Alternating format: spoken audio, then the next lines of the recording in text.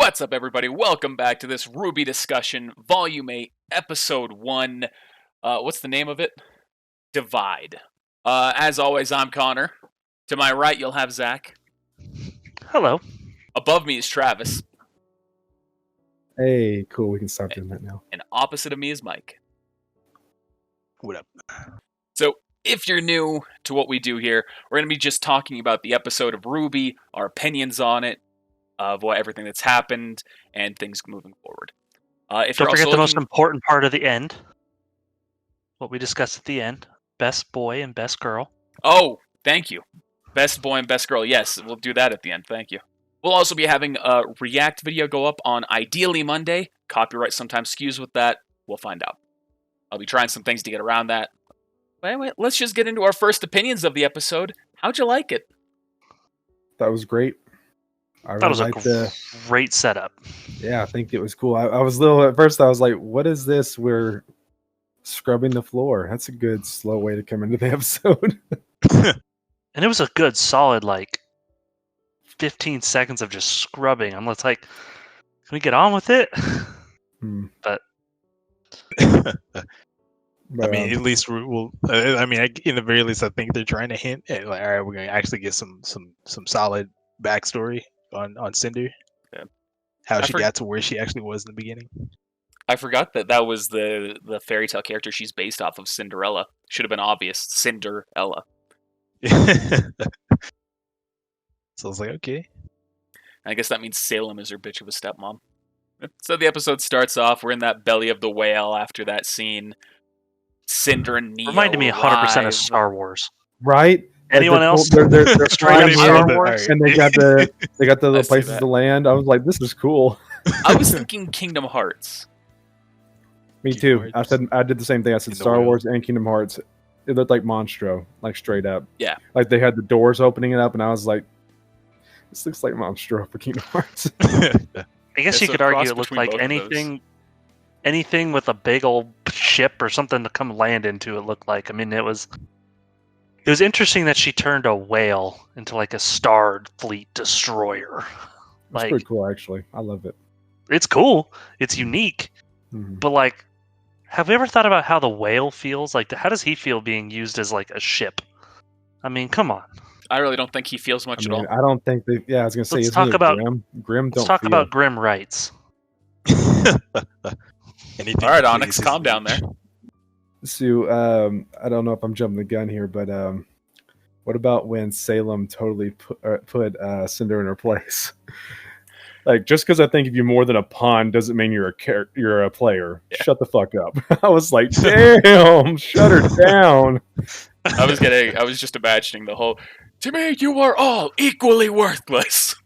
Mm-hmm. You're all worthless and weak.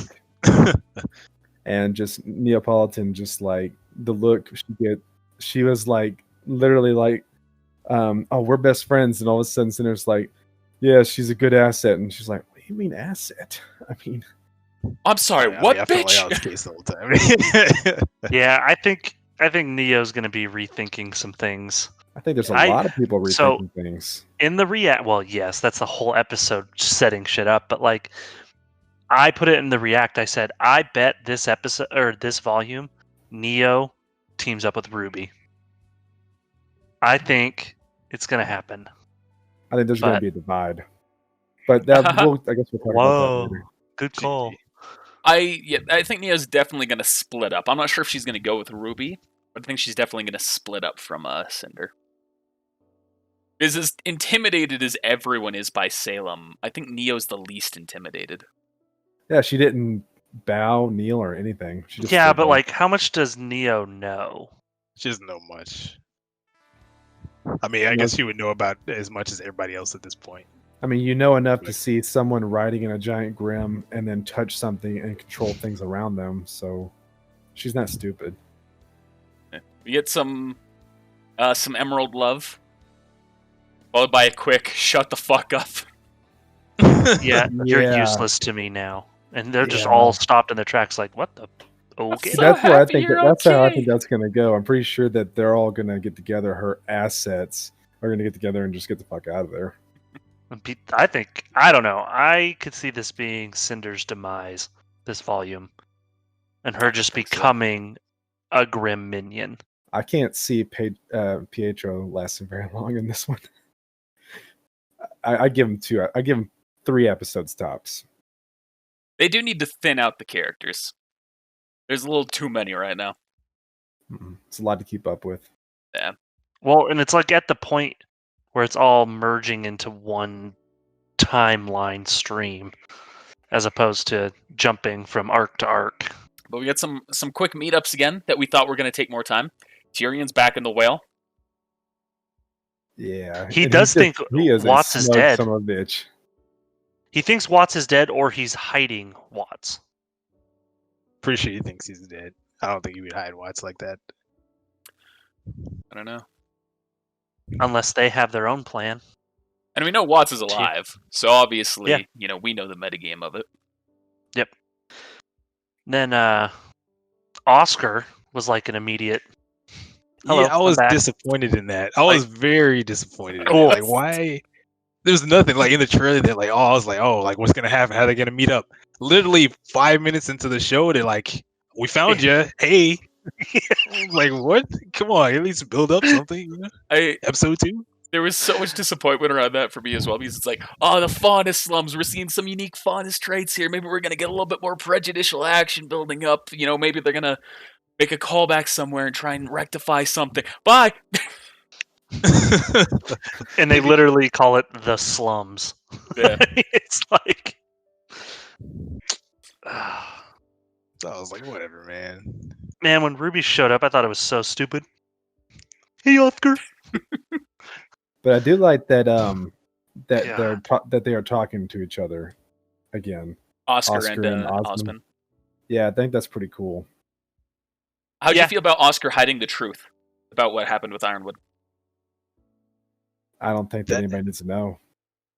So it's like kind of a flip dynamic almost, because like he was the one kind of like pushing for that, and I guess I'm waiting to see now what he's gonna do, because he was like the big advocate for we should probably tell them, because it would make things easier versus waiting till something happens and then like it's too late. The only redeeming factor I have of that, though, is literally the conversation in the head of, you're not going to tell them? And he goes, we're not done talking. So it's potential Oscar wants to do the right thing and get all the answers and get as much figured out as possible, and then tells the team. And it's what they're doing right now doesn't necessarily revolve around knowing this piece of information. So he doesn't feel it's dire, which that aspect I can respect on that But front. If depending on how long it takes for him to come to the team and tell them, it could backfire on him. Exactly. Just like Sure. Exactly. Well, I like it. I like that he's hiding the truth because it feels like Ozpin to me. It feels like him and 100%. Ozpin are becoming more like that. So even though like I might not agree with hiding the truth, I agree that it makes sense for him. It's not like Ruby hiding it from Ironwood last season.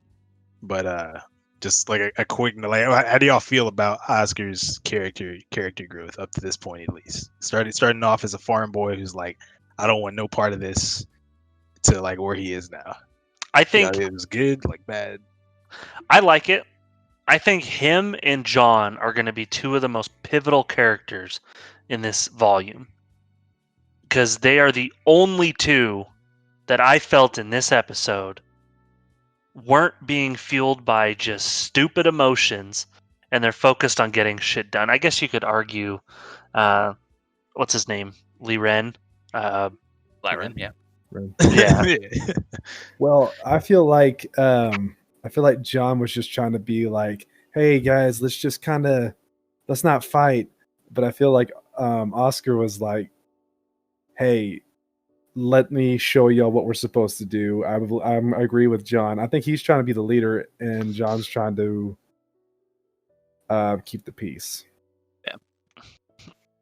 But I think it was the first true sign of John's like leadership abilities of being like, okay, shut the fuck up. We got bigger issues than who did what. Let's figure this shit out. But at the end of last season, John was starting to become more of a leader, though. Mm-hmm. And it's just been and to see progressing as a his leader. to see him slowly progressing to more and more of a leader is cool to watch because I actually like John as a character. I'd like him a lot more if they revealed more about his backstory. Someday. Probably won't. Could be this season. I'm hoping. Nah. I'm hoping that it's like, I don't know, something happens, there's a mix-up, Jean gets brought before Salem. It's I knew your great-grandpappy. Something like that. Grandpappy. Here he is now. I don't think that's going He's to happen, grim. but I'd like to see that happen. So what did you guys think of Yang? Oh my god, It's a I'm back to liking Further Yang right now. disappointment.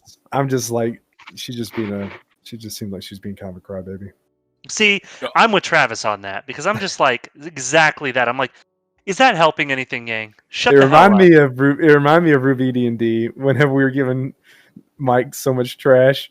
Hey, you were the leader, but you weren't doing a good job. I mean, Shit. Yang is literally just like, I mean, we wanted to tell the truth and then you said no and look at where we got. So, forgive me if I'm doubting your leadership skills right now. I'm saying this is your big sister. Take a step back for the moment. I fully support Yang's argument. And I knew you would. And she also has the line that there's no guarantee that help will come even if they get the Amity project online. Which, absolutely. I mean, they're like at least a day away by airship from the nearest fucking Mistral base. That'd be like basically what she said. Like she was taking like a logical stance on what would be like the best decision to take right now. But it's exactly right now. Like she's not looking at anything for future. She's looking at right now. So I feel like she's doing what's best for at this very moment. And then RWBY is looking at, okay, but what about everybody else? We need to warn everybody else. And the response around the room, I think further kind of backs up the point of her just complaining because Yang was just talking as a big sister, like, hey, RWBY, everything you've done, you kind of fucked up. You're not the best situation handler. We're right here, right now, hiding out. But then she's got backup, though. RWBY's got backup of like, no, like, this is what we need to be doing. And that right there, I mean, it literally creates the divide.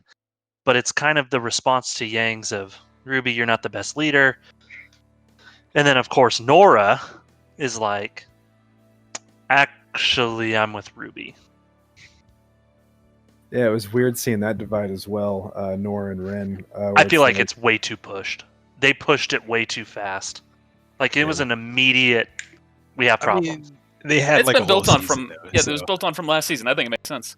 Yeah, they're right because they got to where they were close, and then some stuff happened, and they were drifting apart, and then they were coming back. Yeah, but they were maybe coming back. Thought, I mean, they weren't really coming back.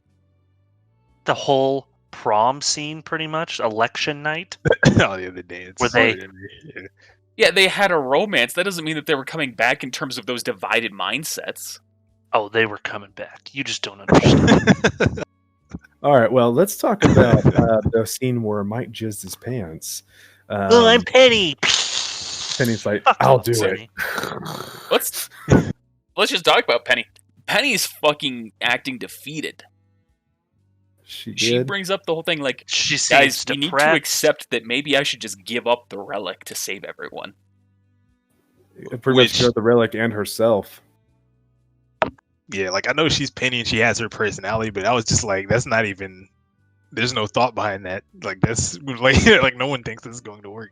Well, she's trying to save everyone, and Salem said, "If you give me the relic, I will spare your cities." But we don't know. Can we trust her? That's the thing. You can't. You can't take that chance that what's the big baddie is actually what they're doing. This whole thing of Penny saying she seems defeated. And I agree with you. Penny's point of view, I see what you're saying. So the Happy Huntresses, they're at least doing work. I'm liking them right now. The one who's just like, we've got a job to do, so you can either mope here or actually do some work. I appreciate it. We're never gonna get sleep. Shut the fuck up, princess. After complaining about sleep, then maybe they should have fucking agreed with Harriet when their team Mech V when they were fucking together. So the teams divide up. We've got Yang, Ren, Jean, and Oscar, and then RWBY, Weiss, Nora, Blake, and Penny. Am I forgetting anyone? I think I got them all. That was I don't fantastic. think so. Yeah, that's it. Yeah. I am so happy of the team makeups. I am content with it. I feel like Yang It is- and Blake's is a little weird that they're divided. I feel like they'd be closer, But- and we haven't shown us divide, but I'm fine with it. See, I'm fine with it mainly because of last volume. What we saw was kind of being like they were pretty gung-ho together quite a bit, but then there were a lot of questions raised from either one of them, like, what are you doing? Like, why are I you just feel doing like- this? I And just so feel I like think- that's kind of forced, though. Well, I agree. I feel like they're forcing the divide between all the relationships. Yeah. They're splitting the people who have connections and just breaking them apart. I don't remember which one was Oscar on. He Mike. was on the Yang, Ren, and Jean one. So he's going to be going to trying to get people in the crater, and Team RWBY is going to be focusing on. Does anyone else feel like What's it John and Uh, Oscar should have been on opposite teams, though? Having a leader dynamic on both, I guess, could be. But I guess now they've also they're got working Ruby on the other is the together. side. leader. It does feel a little weird, but whatever. I think they're gonna have See- a purpose behind it. I think it makes sense to have the two technical leaders split because Oscar technically wasn't given a leader role. I guess you could argue with Oz. I guess that could trump things, but they don't necessarily know that Oz is back yet either, though. No, they don't. They don't actually know at all. Well, you know what I thought was funny was when they're like looking at like sneaking around like around the Grim and stuff, and I'm like, in previous episodes, you're literally just running at them and smashing them in the face, killing one hit, and this time like there's some Grim over there. It's like, Well, what is it? It's It's like us always- coming up across an Omega versus an Alpha. Travis. No, even then I'm mean, like, let's fucking it- kill this. And Grim have always just been, it's like, they're as deadly as the plot wants them to be at that moment. Okay, And unfortunately, that's really all. 100% right. But while they are reminds me a divided, lot of The Walking Dead. Whenever you're like, Yeah. before it was all about the zombies, and then now it's like, oh look, a zombie. Who fucking cares? yeah. So, on Ruby's side, her team, one of the members gets a call on their scroll. Penny. And Ironwood yeah. calls Penny. Dude, you know, it was so funny to me. They were all like, is that my phone? Like, it's what it looked like. It's like, where's it coming from? Oh, is the sound from my fucking pocket? No, it's coming from over there. Like, she was not close to him in a group, and they're all like looking down, like, is it mine? Like, shut the hell up. Like, you ain't that boomer. You set them on vibrate, please. Thank you. I enjoyed discussion I that hated Ironwood it. calls. Fucking hated it. For the first time, I genuinely disagree with something Ironwood said. So Ironwood putting all the blame at their hands, completely agree with, makes sense. Because if this goes wrong, it is completely their fault. But right now, he's got nothing he can do as far as we're aware. Let the people from Mantle come to fucking Atlas. Try to appease them for a possibility of that pathway. But to Travis. do that, don't they have to just add on to that? But to get the people from Mantle to Atlas, don't they have to send all their ships, which makes them defenseless? Do they? I don't know. It hasn't been I implied. I mean, I imagine they have cargo ships versus military ships. I don't Maybe know. I was they're all like, the same. do they have an elevator? I don't know. Okay, so I want some cake. What fucking jersey is that, Travis? Is that a Chiefs jersey? Tell her to take it off. Red and white, dude. Burn that.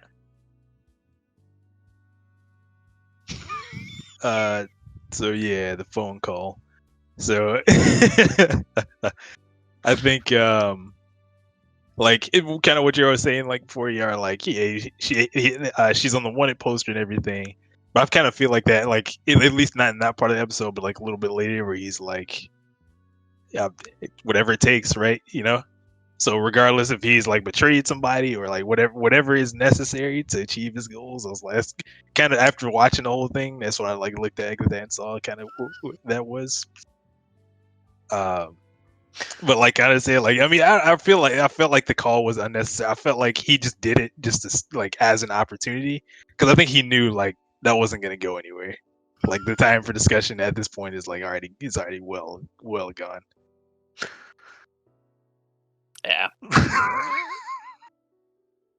I feel like it's kind of too late for him to be calling and trying to get something going, seeing as we've already put out there, hey, you're wanted. And now he's like, oh, just come back to me and we'll fix everything. Oh, come on. It's like, you just said that she's a wanted criminal. It's on every freaking picture in everywhere. And now He's you're not trying to save the day? He's not trying to say come back. We'll make amends. He's saying if Penny doesn't come back to me now, we're all dead. Save some fucking lives and get the fuck back here. All right, my turn. Go ahead. Community fans, He's a dumb. we all know Ironwood is a piece of trash. Wow. The RWBY user. That phone call, so legit point though, I felt that phone call was a typical phone call that you would hear, I guess, Hollywoodized of like typical domestic abuse situations. Oh, I'm so sorry. Come back to me, Penny. I won't do it again. Where are you? I need to keep you safe. Like, shut the fuck up. Like, I'm not saying he abused Penny. That's not what I'm getting at. But it's the typical thing of like, I'm going to fake being apologetic to get you to come back. And then I'm just going to trap you in a room because you have the main power. You're not supposed to. My girl Winter was supposed to have it. Penny, I don't need you. Pop, pop, glock, glock. We already know Mr. Ironwood doesn't mind killing random fucking people to make his point across. I still think I don't know what Winter. you're talking about. He has not killed a single random person yet. We're not there yet. Okay. We're not there yet. Whatever. The point is, I felt it was the most bullshit phone call. And I am so glad RWBY was like, pretty much, new number, who dis, boop. Like, my whole time, and in my react, I'm going, hang up the fucking phone. He's trying to track your location. End the fucking call. And she's just like talking like, letting him just spout on. In a technological age, you can probably track a damn scroll. You can probably track Penny. Fair enough, but I guess unless Pietro stopped that. I mean, Pietro probably could have maybe I just assumed run on that. I just assumed they were going to hit decline. Like, God, no shit. I was so upset they answered. I really feel like it would have, like, they wouldn't have missed much from the episode if she would just been like, no, not right now. Well, I think it makes sense for Penny. Because Penny, she's not fully on board with Team RWBY. She might be with them, but she's not with them. She's still divided. She's not sure what side she's supposed to be on. Divided. I like what you did there. Well, we all know if Penny chooses Ironwood's side in the end, she is also filth and can just go right in that big old metal garbage can. Put her in the junkyard. She's scrap metal at that point. We continue on, and we see the rest of Clover's crew, the rest of the Aesops, looking over Clover's body. I think they're going to be hunting down Team RWBY in general. That whole group. Not just Penny. Probably bring Penny in alive, the rest of them dead or alive type thing. That might be what they're using Watts for. You want to fucking make up for your failures? Track them. Find them. I don't think that they're going to have to do much to get Penny back. I'm pretty sure Penny's just gonna, when they catch up with them, Penny's just gonna be like, all right, let's just go and let them do what they need to do. And she'll leave with them, kind of thing. Because like Connor said, Penny hasn't picked a side really. She's just kind of sitting in the middle right now, looking at both sides. So like, yeah, and it's kind of like just because like, all right, she's been given. The team is uneven right now, like you said, 4 and 5. So it makes sense for Penny to leave and it be 4 and 4. On a balancing standpoint, I don't know. There's a lot of theories that can come out and assumptions that can come out of this, but away from theories and back to the episode. Ironwood has a chat with Winter, and then Our 2 favorite council members show up. Dude was bitching like crazy. I will do anything it takes. Pity. Fuck off, Ironwood. Fucking hate this guy. God bless. The council demands an explanation as to what Ironwood's Martial doing. law. You can't So- call martial law. What makes you think you can call martial law? And then just shoots him in the face. And I'm like, that's the one part of this where I was like, damn. I think I said something along the lines of "oh fuck," but like it And was not necessary. it was definitely not necessary. The second that they came in, I was like, Ironwood's gonna shoot them both. And then he shot one. I was like, I was half right. All of Clover's team, all of the Aesop's were All of seemed them. shocked, except for Vine. Vine wasn't shocked at all. Marrow was like, "Ah!" Marrow showed the most emotion. I think Harriet, just being an intelligent person, was like, what did he just do that for? Like, what is happening? Winter, she also looked pretty like, I don't know what he's planning. Like, what the hell was that for? Well, the answer is simple as to what it's for, too. Fear. I think it was stupid that he has a cybernetic arm too. That was cool. I I think mean, it's stupid. Does Most of his body is robot. My next question is Winter's arm, except for her hand, robotic also now? Or was that just like a stylish casing? I think it's because she potentially like. I don't know. That wasn't robotic. That was just. I thought that was just testing her arm. Like harness, she like yeah. broke No, it. Yeah. I'm talking the other arm. They were pushing like on a this harness, one. yeah. The other one literally looked like armor or something on her arm up to her hand. The left Oh, Feels that arm. like I a don't harness, know. Yeah. It kind of Really, does look to like me, it armor, looks yeah. like a harness. But it's got like plating and everything. So that's like Either one way- weird fucking harness. I think I it's thought it was cool. confirmed. So we know how stupid Ironwood's semblance is. Yeah. Iron Will. But I think I figured out the trigger of his semblance. It's not passive. It's him getting a boner of him saying he'll do whatever the fuck he needs to do. I'll do whatever it takes, and all of a sudden his fucking semblance is done, and then he shoots the guy in the head. Like, it always happens, what those Iron Will moments are when he's like, I know what's right, I must do it. Like, I just jizzed, I know what I must do. Fucking hate this guy. I know why he exists. I know what he's trying to do, but he You know just why he's the greatest character? he's not the greatest character. He's I'm just in our the video way says of all the great otherwise. characters. He is in the way of all great characters. He wasn't number one though, was he? Nope. Yeah, it was. No, it wasn't. Because I rated him the worst, and so it skewed it. I'm pretty sure. He was still number one. Pretty sure. Well, either way, I think he's. I just hate everything about him. He is literally almost a bigger antagonist than Salem. Interesting. He has messed with Team Ruby and gang more than Salem has. Now they're trying to stop Salem, but their biggest issue all last volume was Ironwood. And it seems like he's going to be a big problem this volume too. I think that is. Not Is the show called Ironwood or is it called Ruby? What's so it called? okay. So prior to their arrival, he was already doing stuff too. Like he already had his old game plan set, or in the very least, he was planning some things. When And they what is arrived- Ruby trying to do? Ruby is trying to continue that plan. I mean, sort of. No, not sort of. Ruby His is original- absolutely trying to get that online. That was his plan. Yes, but not. So there's a separate problem that has entered the fray. So that's not.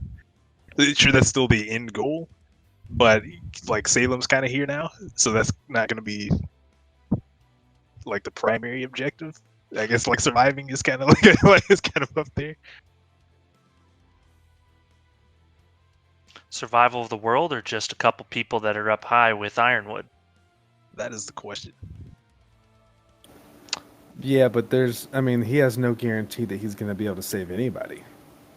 So his thought process in that is flawed. And I know Connor doesn't want to hear that, but Connor agrees it's flawed. by saying I'm going to try to save us up here, you're not going to be able to save you up there. There's nothing that's going to keep you safe up there. No, they He even cover said that. himself in this. Yeah, I was going to say, they even said himself in this episode, the shields are only going to last so long. Well, no, the shields, but then it's also been kind of referenced that if you get high enough, the Grimm can't survive up there in the atmosphere. Yeah, Grimm die once you get high enough. They cannot survive up there. Food, they have covered the plot-wise. We can survive we can maintain crops. The only question at that point is more finite resources like metal and ore.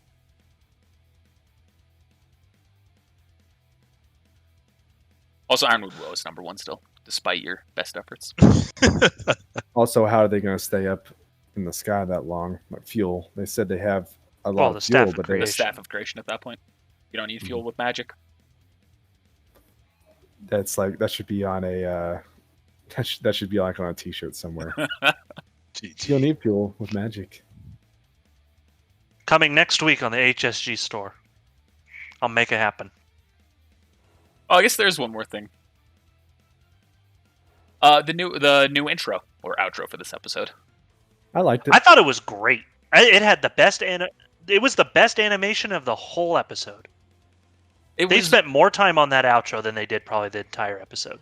Visually, it was really good. It might be my least favorite song that they've got so far. I was paying attention more to the visuals as opposed to the song, but like, I thought it was cool seeing Robin and Crow, with the bars coming up. You see the part where Salem is like terrorizing Oscar from above, like, got you now, lover. You see the divides of everyone. You see a lot of people back to back as that's happening. What we do see, though, and I always forget his damn name, but Weiss's younger brother. Schnee. Schnee, that's a family name, idiot. That's the last name. Lee. But you see him and his mom. Whitley. And I'm wondering, with that right there, showing the different divides, right? Whitley and his mom has always been protecting. I wonder if he's going to be more like his dad. And be like, I don't know. I thought it was interesting that those two are like not just like little background characters. Like they had full frontal stage. So clearly, I think Whitley is going to be a bigger part. They went full frontal. I missed it. Well, they had a full stage. You've got Winter and Weiss divided as well in the Schnee family. They were back to back. Like they literally walked into each other and were back to back, showing that they are now like divided. They both made their own choices. And you even see the whole the Schnee family logo falls to the ground after it goes through their family and just shatters. The only character we really don't see a reflection of in that whole bit when it's going through everyone being divided is we see Penny. But we don't really see, like, we see her reflection, but it's not like her divided with herself. It is just her and then the glass mirror behind her just shattering. Like she's losing it. Yeah. We also get another Kingdom Hearts moment, the outro, when like they're all on the ground and then it shatters beneath them and they're falling into water. Like that looked straight out of Kingdom Hearts to me. It did. I thought the same. Swear, like that whole scene. reaching out for a weapon above you as it's floating away. Yeah. I loved the last little title sequence. Happy ? Ever never. After again. I thought it was interesting that they did happy, never again, as well as ever after. So, and I think that I don't know if Connor can actually hear it. I'll wait. Okay. I'm hearing you. Okay, you were paused, frozen again. So anyway, I thought that was interesting because I think that sets up of one, relating it back to just fairy tales in general of happy ever after type thing. But it goes with the divided theme of happy ever after, never again type thing. But then also, who's happy ever after and who is never again happy? Presenting that question. find out at the Whoa, end of the man. season. You blew my Okay, I'm mind. actually. What? Okay, I'm actually nothing. Frozen in time. Let it Yeah. go.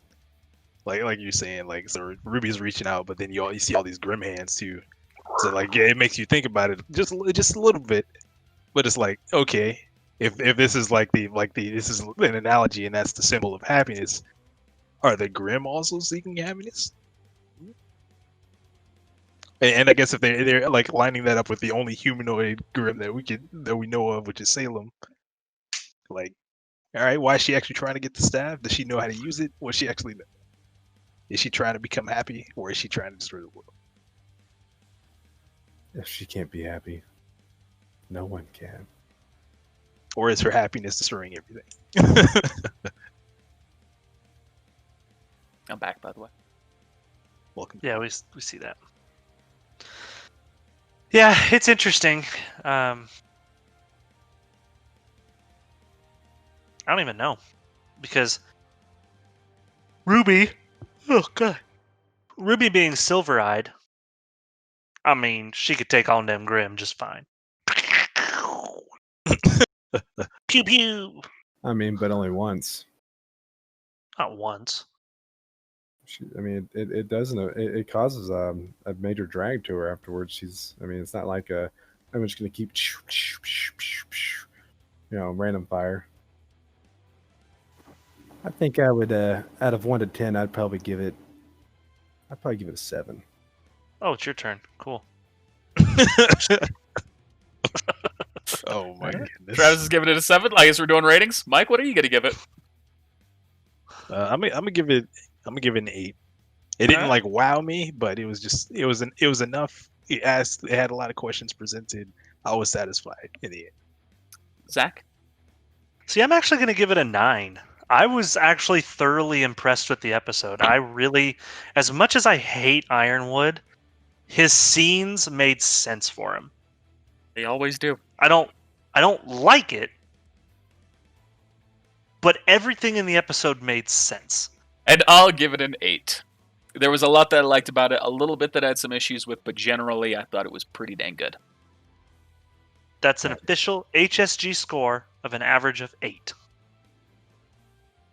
7 2 8s and a 9. But now into the final, most important part. Travis, best boy, best girl. Yeah, I really liked Oscar in this one as the boy. I like that he has what he's got going on there, and literally no one else did anything else except for Ironwood. So it was either Ironwood or Oscar, and I'm gonna pick Oscar. And then for girl, I like Penny. Just her turning around, being like, "I'm gonna do it." I was like, "Yeah." All right. All right, Mike, who is your best boy? Don't even need to ask about the other one. Nope, you will. You actually need to. All right. So best boy. I'm gonna go with Oscar, but pretty much just because of I feel like we're reaching like his true development, or he's like actually like coming into his own character. I feel like I know we're still kind of like, all right, is he becoming Osprey or not? But like from my perspective, he's kind of like gone like this is his own development. Like this isn't really like Osprey's development, although that still could be the case. I feel like this is him coming into his own character. He's kind of like made a decision now. Like after all he's been through, he's trained up.